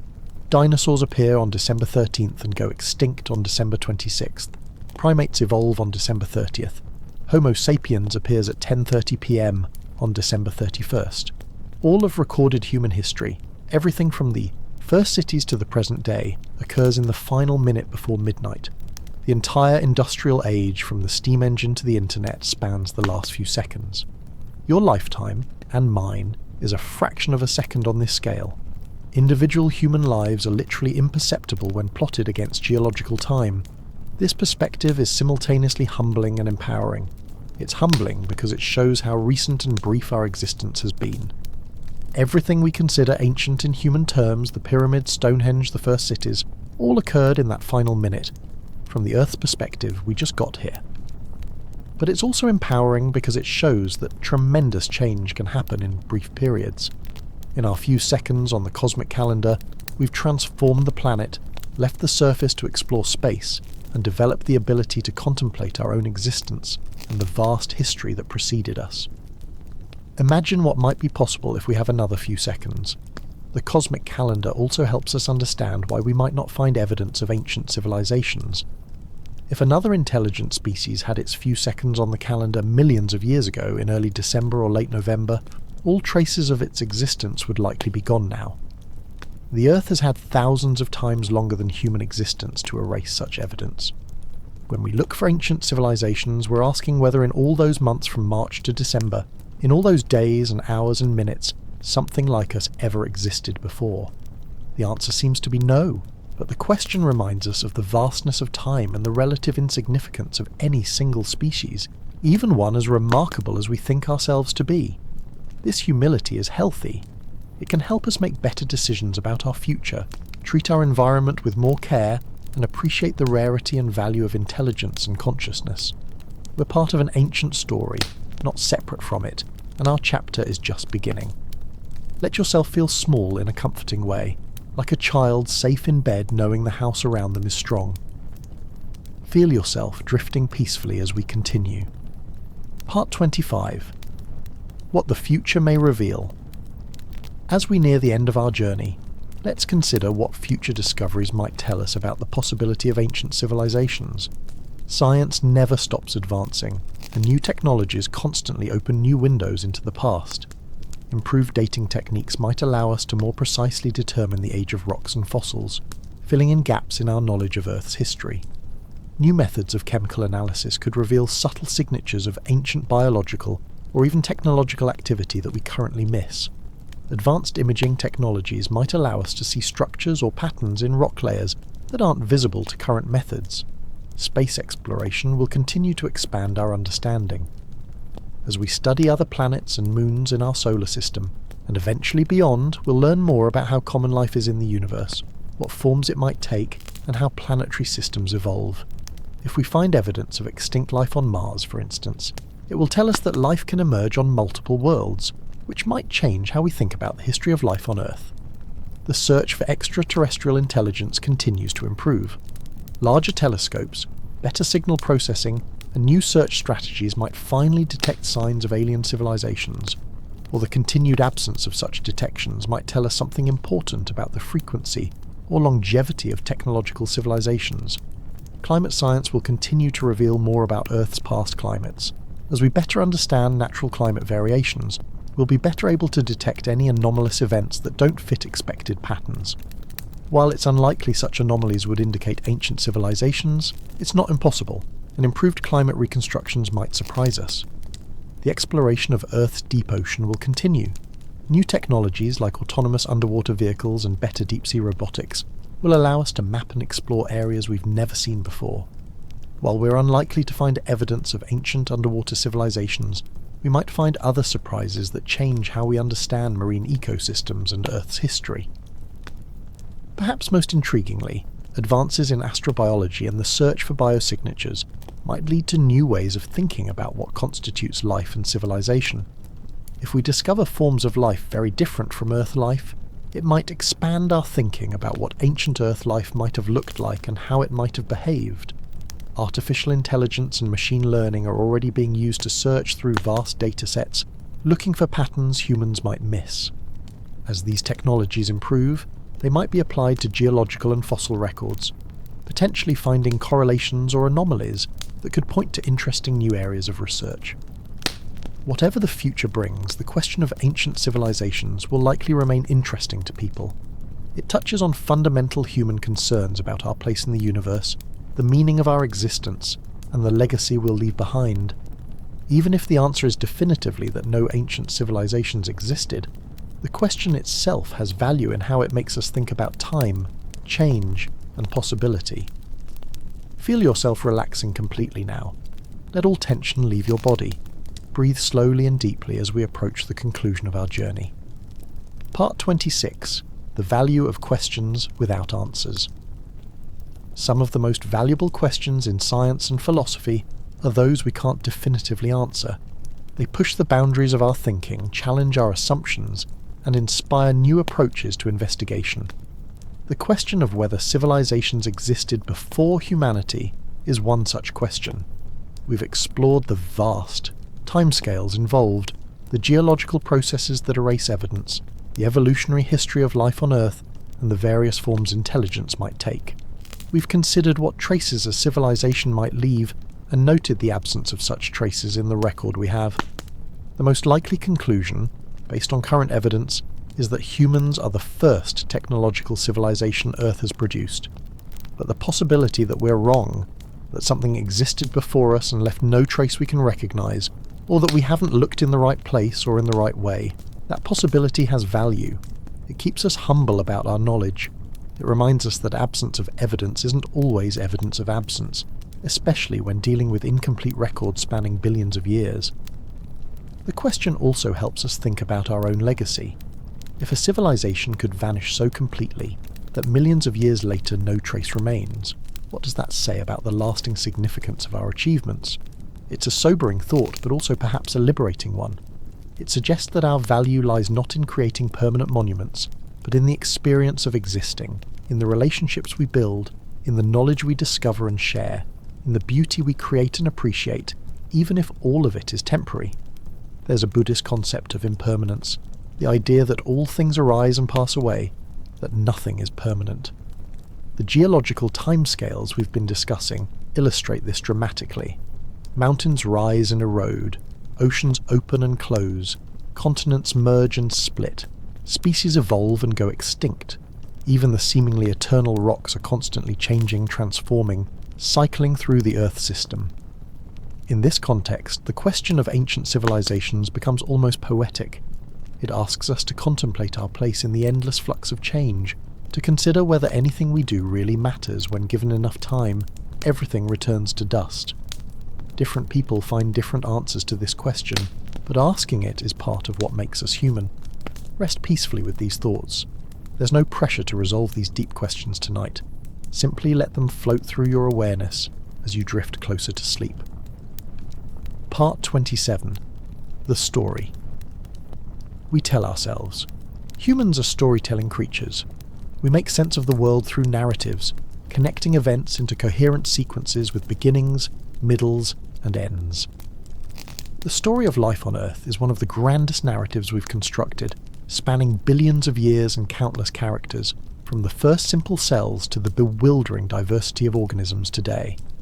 In this story, we usually cast ourselves as the culmination, the point toward which everything was building. Life emerged, evolved, became more complex, moved onto land, developed intelligence, and finally produced us. It's a satisfying narrative arc, a story of progress and achievement. But the Earth doesn't tell stories. It doesn't have narratives or goals. Evolution doesn't aim toward complexity or intelligence, it's simply a process of change over time, driven by reproduction, variation, and selection. The story we tell about life's history is our interpretation, our way of making sense of the patterns we observe. When we ask whether civilizations existed before humanity, we're partly asking whether our story is correct. Are we really the first and only chapter about intelligence and civilization? Or are we just the latest chapter in a longer book, most of which has been lost? The answer matters for how we think about ourselves and our future. If we're truly unique, the first time Earth has produced technological intelligence that's both exciting and terrifying, it means we're pioneers, exploring territory no Earth species has explored before. We have no precedents to learn from, no ancient warnings to heed. We're writing the manual as we go. If previous civilizations existed and failed, leaving no trace, that would be sobering information. It might suggest that something about technological civilization is inherently unstable or self-limiting. It would certainly make us wonder what mistakes they made and whether we're doomed to repeat them. But perhaps the most profound answer would be that civilizations are common, that Earth has produced many over its long history, and that each one eventually gives way to something else, not through catastrophe, but through transformation into something we wouldn't recognize as civilization. Perhaps intelligence isn't a destination, but a phase, a temporary state in an endless process of change. These are philosophical speculations, not scientific conclusions, but they emerge naturally from contemplating deep time and the possibility of ancient civilizations. They're the kinds of thoughts that can arise when you quiet your mind and let yourself wonder about the vast mysteries that surround us. Continue breathing slowly. Feel yourself sinking deeper into rest. Let these stories and possibilities drift through your mind like gentle dreams. Part 28. The comfort of uncertainty. There's a paradoxical comfort in not knowing everything. If we had complete knowledge of Earth's past, if we could answer definitively whether ancient civilizations existed, something would be lost. The mystery, the wonder, the sense of possibility that comes from not knowing everything, these are valuable in their own right. Science works by gradually reducing uncertainty, by testing hypotheses and gathering evidence until we can make increasingly confident statements about how the world works. This process is valuable and has given us enormous power to understand and manipulate our environment. But something is also lost when every mystery is solved, when every question is answered. The question of ancient civilizations sits at the boundary of what we can know. We have good reasons to think no previous civilizations existed, but we can't be completely certain. This uncertainty leaves room for imagination, for speculation, for wonder. It lets us exercise our minds in interesting ways, considering possibilities and their implications without being constrained by definitive knowledge. There's also comfort in the reminder that we don't know everything and perhaps never will. It's a useful counterbalance to human hubris, to the tendency to think that we've figured everything out. The vast stretches of Earth's history, the complexity of geological and biological systems, the sheer scale of time and space involved, all of this is humbling. We're clever apes who've only recently learned to ask these questions. We've made remarkable progress in understanding our world, but we're still fundamentally limited in what we can observe and understand. The geological record is incomplete. The fossil record is fragmentary. Our ability to detect subtle traces of ancient activity is limited by our technology and imagination. This doesn't mean we should give up on answering questions or that all possibilities are equally likely. It just means we should hold our conclusions lightly, remain open to new evidence, and appreciate the journey of discovery as much as the destination. As you rest here, feeling peaceful and relaxed, let yourself enjoy not knowing everything. Let there be mystery in your life. Let there be questions without immediate answers. This openness, this comfort with uncertainty, is a form of wisdom. Part 29. Dreams of Forgotten Worlds. As you drift towards sleep, imagine with me one last time the worlds we've discussed. See in your mind's eye the Permian landscape, with its strange synapsids moving through alien forests under unfamiliar constellations. The continents are arranged differently. The air has a different quality. The whole world is recognizably Earth, yet utterly foreign. Imagine the Carboniferous swamps, steamy and thick with vegetation, where giant insects crawl through the undergrowth and early amphibians hunt in shallow waters. The oxygen-rich air seems to shimmer, and everything grows to enormous sizes in this greenhouse world. See the Devonian oceans clear and warm, where armoured fishes patrol coral reefs, and the first experiments in leaving the water are taking place. On remote shorelines, primitive plants are establishing themselves, preparing the way for the greening of the continents. Go further back to the Cambrian seas, alive with strange experimental forms, bodies and appendages arranged in ways never seen since. An explosion of biological creativity as life tries every possible solution to the problems of existence. Further still to the Ediacaran, where soft-bodied organisms drift in calm, shallow seas, living in a world without predators, an Eden that will soon end when the Cambrian brings competition and danger. Back to the Proterozoic, where single-celled organisms are the only life, yet even they are engaged in complex chemical conversations, forming communities, building structures, laying the groundwork for the complex life that will emerge. And finally to the Archean, to primordial oceans under a pale sun, where the first stirrings of life are beginning, where chemistry is becoming biology, where the long story is just starting. All of these worlds existed. All of them were as real as the world you know today. Creatures lived and died, struggled and succeeded, in places and times almost incomprehensibly distant from us. And yet they're connected to you through an unbroken chain of inheritance, each generation giving rise to the next across billions of years. Whether any of those worlds hosted something we might call civilization, we may never know with certainty. But the question has taken us on a journey through deep time, showing us the immense age of our planet, the creativity of evolution, and the fragility of knowledge across geological spans. As you sink deeper into sleep, let these ancient worlds populate your dreams. Let yourself wander through forests that no longer exist, swim in seas that have long since vanished, see creatures that have no names because they were never discovered. These dream journeys are their own form of time travel, letting your imagination visit places that reason cannot reach. There's a profound peace in connecting with deep time, in feeling yourself as part of a story so much larger than any individual life. Your existence is a miracle of probability and circumstance, the result of billions of years of evolution, of countless fortunate accidents, and narrow escapes from extinction. You're made of atoms forged in ancient stars, assembled into molecules in the early Earth, organised into cells that have been continuously alive for billions of years, passed down through an unbroken lineage to create you. This connection to deep time, this sense of being part of something vast and ancient, can be deeply comforting. You're not alone, isolated in the present moment. You're part of a continuum, a river of life that stretches from the deepest past into an unknown future. Your brief spark of consciousness is precious precisely because it's temporary, a moment when the universe becomes aware of itself through you. Let yourself feel this connection as you drift. Feel the weight of billions of years behind you and the possibility of billions more ahead. Rest in the knowledge that you're exactly where you're supposed to be, exactly when you're supposed to be here. Part 30. The Poetry of Extinction and Renewal. There's a strange beauty in extinction, in the knowledge that species and even entire ecosystems can disappear completely, leaving only the faintest traces or sometimes nothing at all. It's melancholy, certainly, but also somehow fitting. Nothing lasts forever. Everything that arises passes away. This is true of species, of civilizations, of worlds, of stars, of galaxies, perhaps even of universes. The 5 great mass extinctions that we know of, and the many smaller extinction events that punctuate Earth's history, were catastrophes from the perspective of the organisms experiencing them. But they also created opportunities for new forms of life to emerge and diversify. Without the extinction of the dinosaurs, mammals might never have had the opportunity to become large and diverse.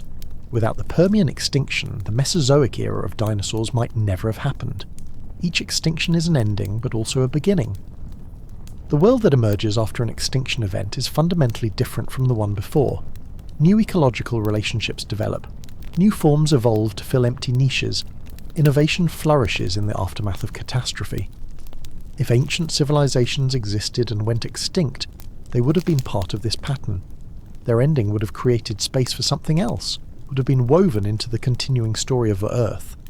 From the planet's perspective, if planets can be said to have perspectives, their existence would have been just one more experiment, one more attempt by matter to organise itself in interesting ways.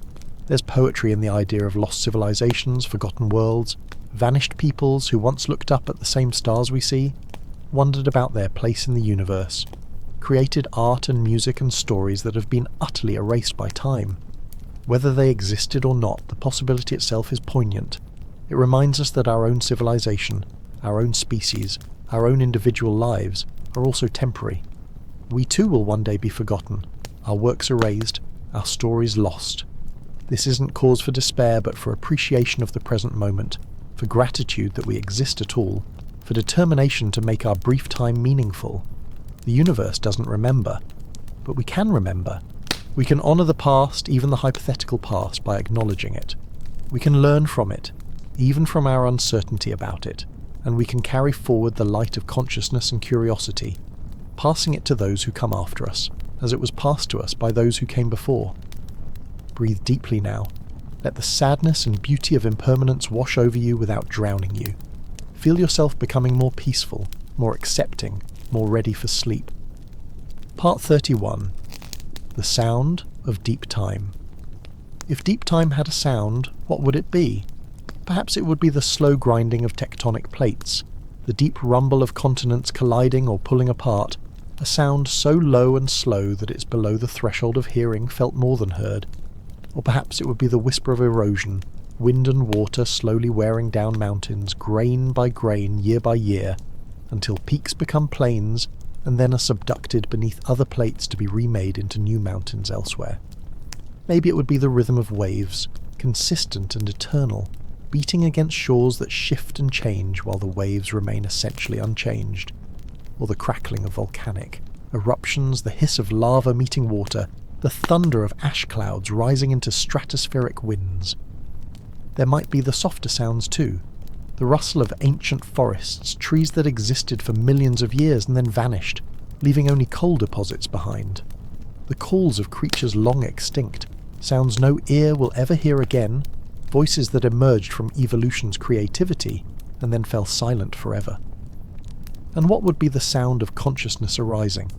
A sudden bright note in the long, slow symphony of geology and biology?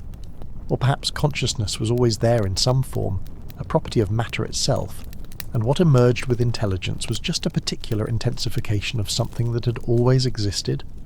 These are fanciful thoughts, the kind that emerge at the boundary between waking and sleeping. There's no literal sound to deep time, of course, but the metaphor helps us think about rhythm and pattern, about the different timescales on which things happen, about the relationship between the quick and the slow, the momentary and the eternal. Your breath is the sound of your own deep time, the rhythm that has continued since you were born and will continue until you die. In and out, a pattern as old as life itself, inherited from the first organisms that had to exchange gases with their environment to survive. Listen to your breath now. Let it slow even more. Let each inhalation bring peace. Each exhalation release any remaining tension. Let yourself be carried by this ancient rhythm into sleep. Part 32. The Library of Stone. Geologists sometimes speak of rock layers as pages in a book, each one recording a moment in Earth's history. It's an apt metaphor. The geological record is a library of sorts, though one written in stone rather than words, and one where many pages are missing, damaged, or illegible. Imagine this library stretching back billions of years. The oldest rocks on Earth, found in Western Australia and northern Canada, are about 4 billion years old. They're heavily metamorphosed, their original structure changed by heat and pressure, but they still tell us something about the early Earth.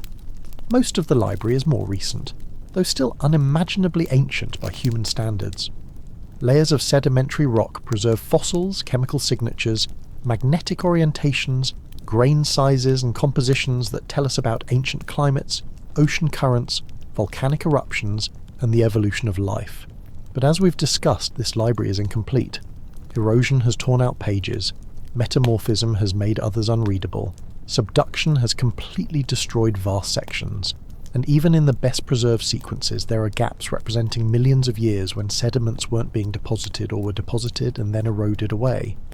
When we ask whether ancient civilizations existed, we're asking whether there might be something written in this library that we've missed or can't read.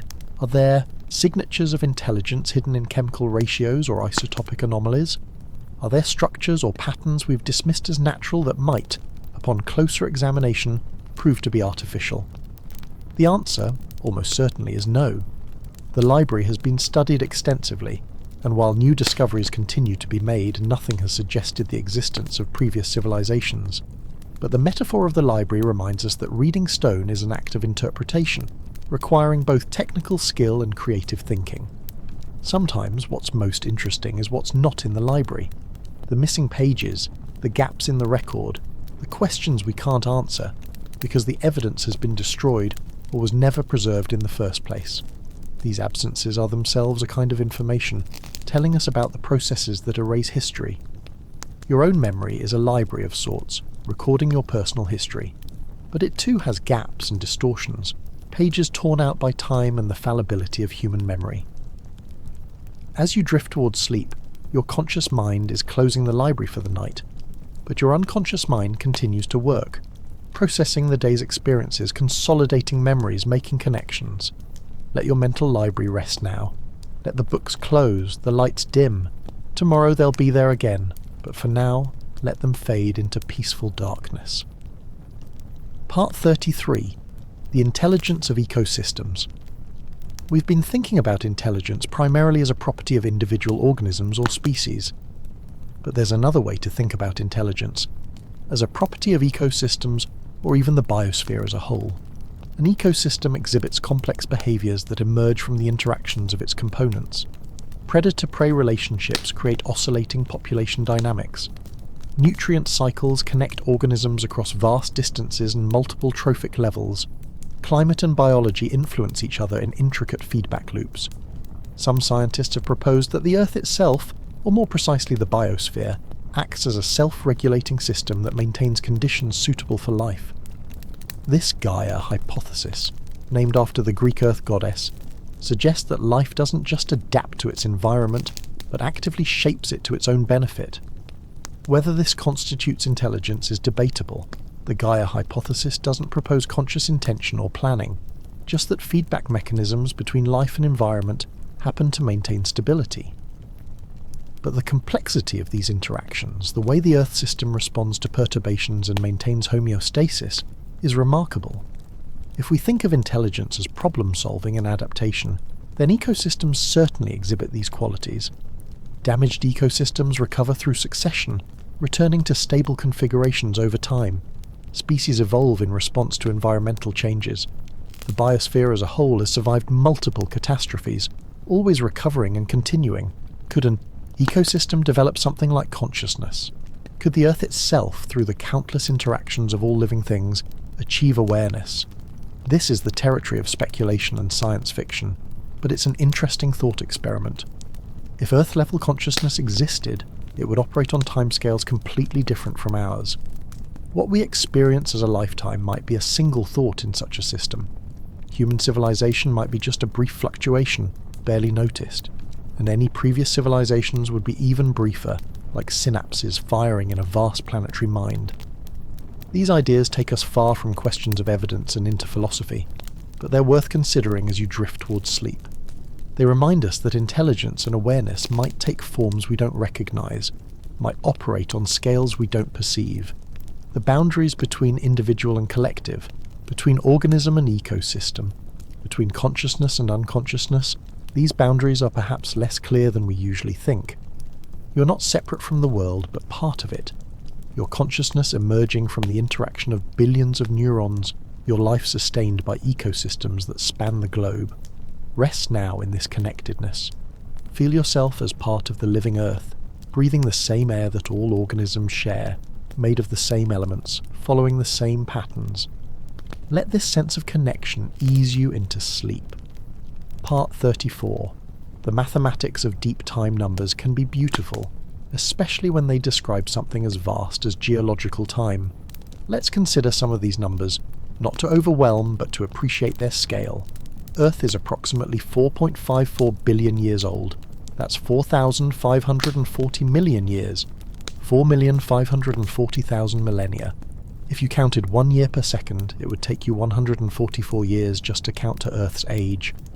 The oldest evidence of life is about 3.8 billion years old, though life might have originated earlier. That means life has existed for approximately 84% of Earth's history. For most of the planet's existence, it has been a living world. Humans, Homo sapiens, have existed for approximately 300,000 years. That's 0.007% of Earth's history. 0.8% of the time life has existed. A rounding error in geological terms. All of recorded human history from the first writing systems about 5,000 years ago to the present represent 0.0001% of Earth's age. 1/10,000th of 1%. If Earth's history were a 1,000-page book, all of recorded human history would be the last half of the last letter on the last page. The Industrial Age, from roughly 1760 to the present, about 265 years, represents 0.000006% of Earth's history. It's essentially zero, a flicker, a moment so brief as to be almost undetectable. Yet in that brief flicker we've transformed the planet. We've changed the atmosphere's composition, driven countless species to extinction, moved more Earth than natural erosion, and left signatures that will persist in the geological record for millions of years. Our impact is wildly disproportionate to our duration. This is both humbling and awe-inspiring. It shows that brief moments can have lasting impacts, that duration and significance are not the same thing. A civilization that existed for even a fraction of the time life has existed on Earth could still leave important marks on the planet. But it also shows how easy it would be for such marks to be missed or erased. Millions of years is a long time, enough time for mountains to rise and erode, for continents to rearrange, for nearly all traces of surface civilizations to disappear. The mathematics of deep time teaches us perspective. Our concerns, our achievements, our entire species' existence is a brief moment in an immense story. This doesn't make our lives meaningless, but it does suggest that meaning must be found in the living rather than in permanent legacies. Let these numbers drift through your mind without holding on to them. There's no need to comprehend them fully. Just let them evoke a sense of vastness, of time stretching out in all directions, of your peaceful place within this immensity. Part 35. The Gift of Curiosity. As we approach the end of our journey, it's worth reflecting on the impulse that drives questions about ancient civilizations, curiosity. This fundamental human trait, the desire to know and understand, is perhaps our most distinctive characteristic. Curiosity has driven all human achievement.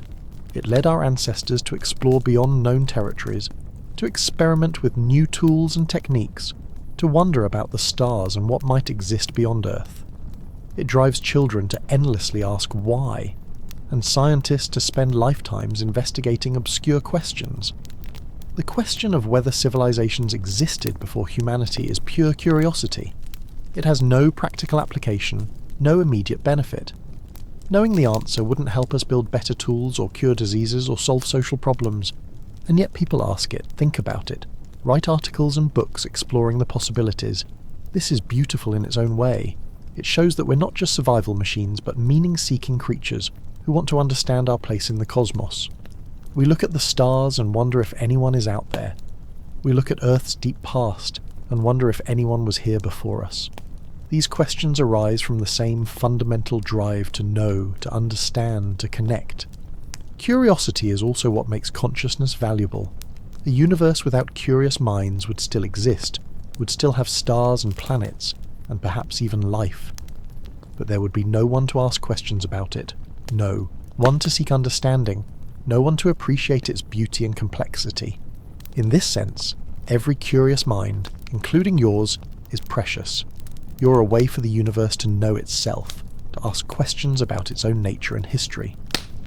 When you wonder about ancient civilizations, you're participating in something fundamentally human and fundamentally valuable.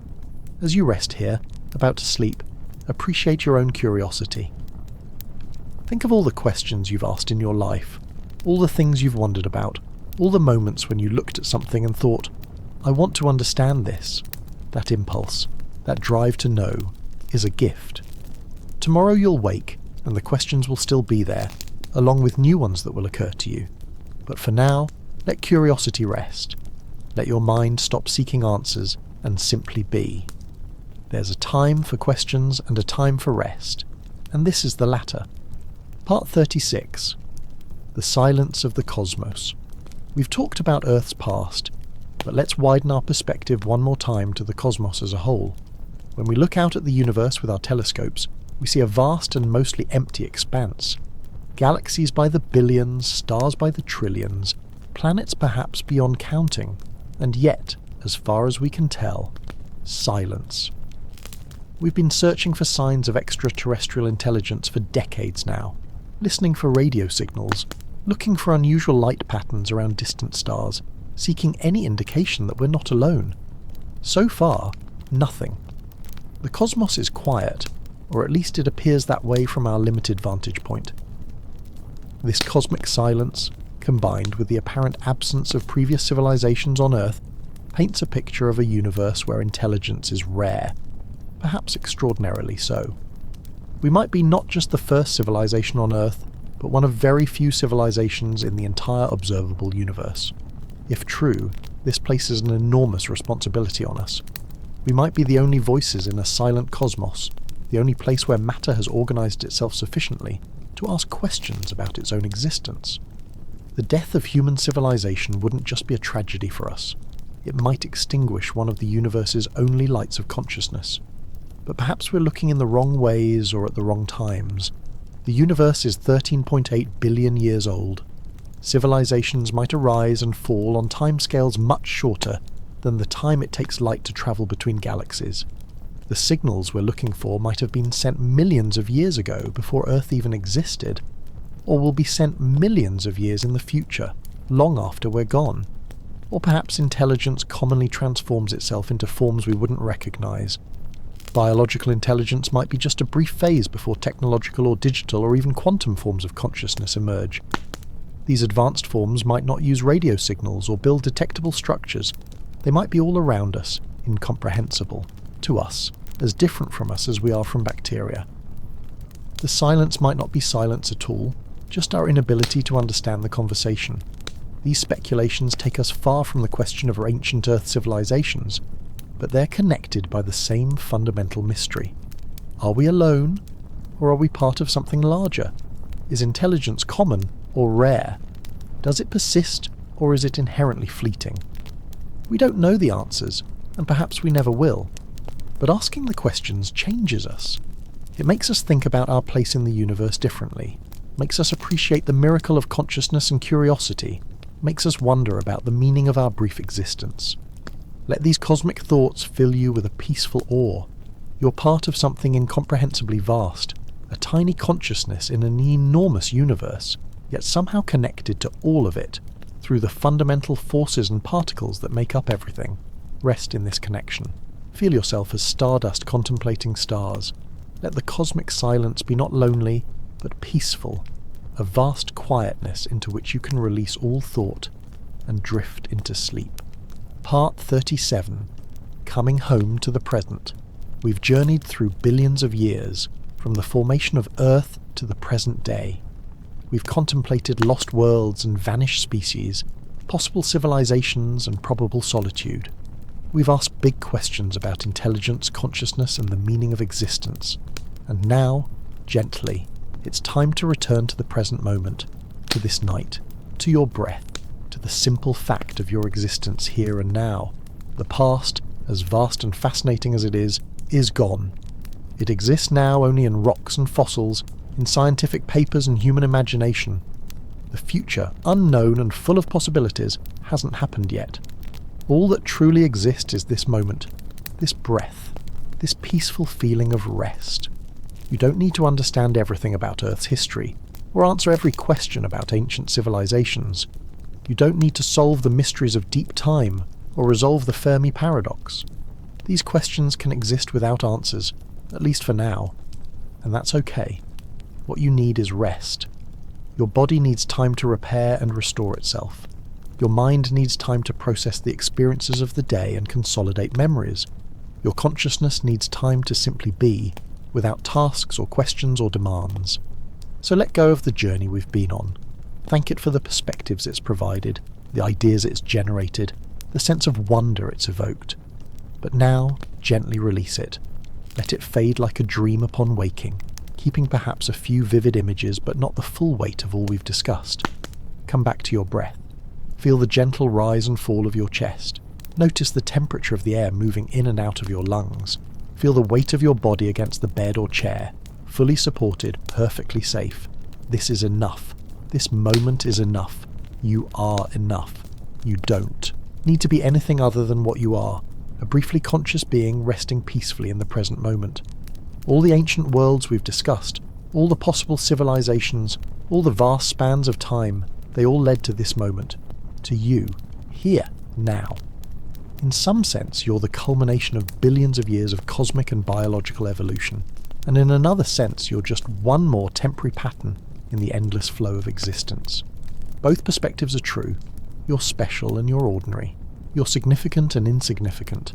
You're connected to everything and you're separate, individual, alone. These paradoxes don't need to be resolved. They can coexist, creating a rich and complex picture of what it means to exist. For now, simply exist. Simply breathe. Simply rest. Part 38. The Lullaby of Ages. Imagine that all the ages we've discussed are singing you a lullaby. The Hadean hums a low rumbling note, the sound of a world being born in fire and chaos. The Archaean adds a higher tone, the first stirrings of life, simple and persistent. The Proterozoic brings complexity, multiple voices joining the song as life diversifies and experiments with multicellularity. The Ediacaran adds gentle, mysterious melodies, soft-bodied creatures drifting through calm seas. The Cambrian explodes into the song with sudden complexity, a burst of new voices and instruments, life trying everything at once. The Ordovician and Silurian add structure and harmony, ecosystems developing stable relationships. The Devonian brings the sound of waves lapping on new shores, of life emerging onto land, of forests beginning to grow. The Carboniferous is lush and humid, a deep green sound of endless growth and accumulation. The Permian adds drama, the tension of a world about to change catastrophically. And then, briefly, silence, as the greatest extinction event pauses the song. But life resumes, as it always does, with the Triassic bringing new voices, new forms. The Jurassic and Cretaceous add grandeur, enormous creatures moving through the world, a time of giants. Another pause, another extinction, and then the Cenozoic brings a different energy, smaller but quicker, mammals radiating into countless forms, and finally, so recently, as to be almost inaudible in this long symphony, the human voice joins in. We add our music, our language, our questions and answers, our art and science and wonder. We're the newest voice in an ancient chorus, and we don't yet know what our full contribution will be, but tonight, you don't need to sing. You can just listen. Let this imaginary lullaby of deep time wash over you, all those ages singing together, a harmony of billions of years. Let it soothe you, calm you, carry you gently towards sleep. The song will continue whether you're awake or asleep, whether you're listening or not. The earth keeps turning, time keeps flowing, life keeps evolving and adapting and persisting. Your small part in this grand performance is to rest now, to let go, to sleep. So sleep now, dear traveller. You've journeyed far tonight, through unimaginable spans of time, through worlds that no longer exist, through questions that may never be answered. You've contemplated your place in the cosmos and the vast history that preceded you. It's been a long journey, and now it's time to rest. Close your eyes if they're not already closed. Let your breathing slow to its natural rhythm.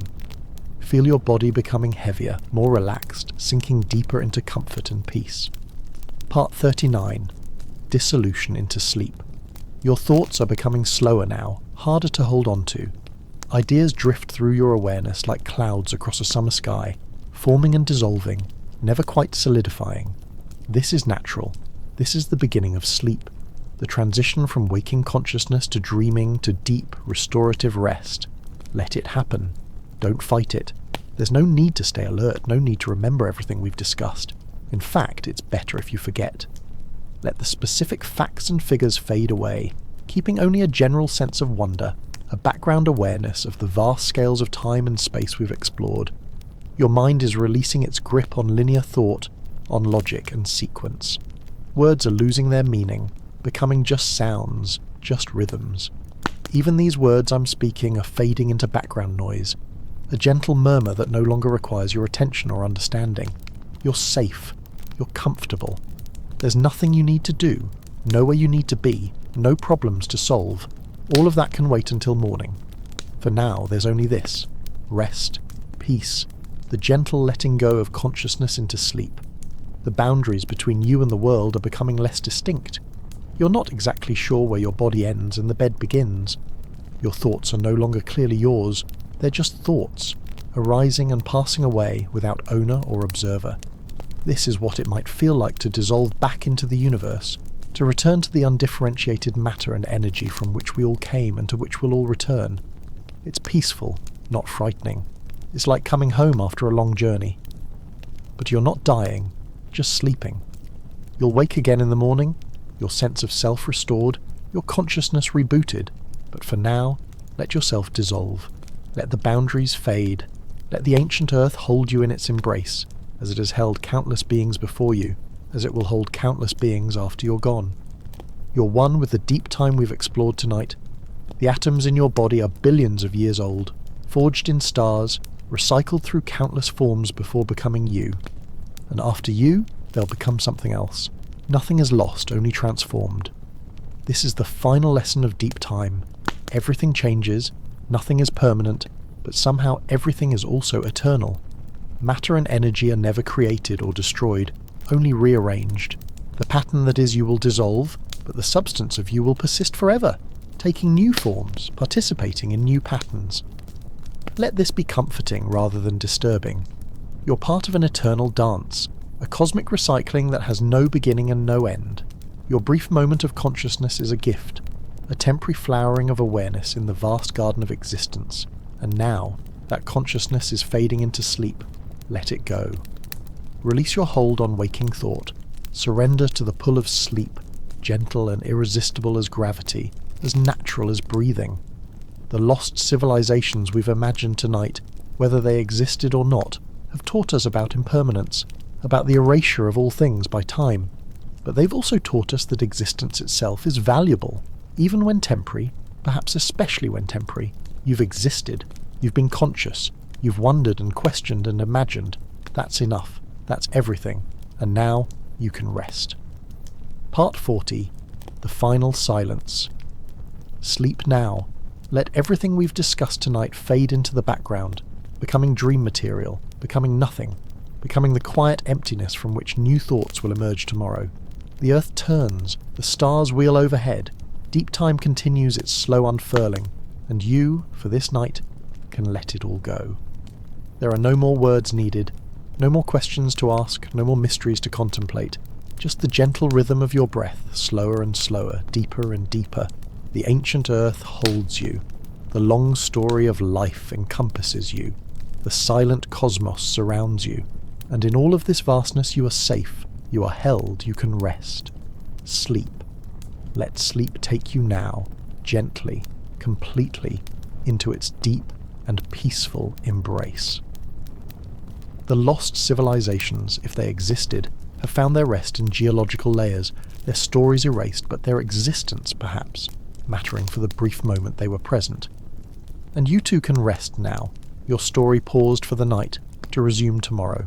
Sleep. Deep, peaceful, restorative sleep. The kind of sleep that comes after a long journey, after questions asked and paths explored, after wonder and contemplation, and the gentle expansion of consciousness. Everything is complete. Everything is as it should be. Sleep now, sleepless survivors, and dream perhaps of ancient worlds and forgotten times, or dream of nothing at all, just sleep. Peaceful, deep, healing sleep. The universe doesn't need you to be awake right now. The earth will turn without your attention. The mysteries will still be there tomorrow. For now, just this. Sleep. Complete, total, peaceful sleep. Rest well, traveller. Rest well.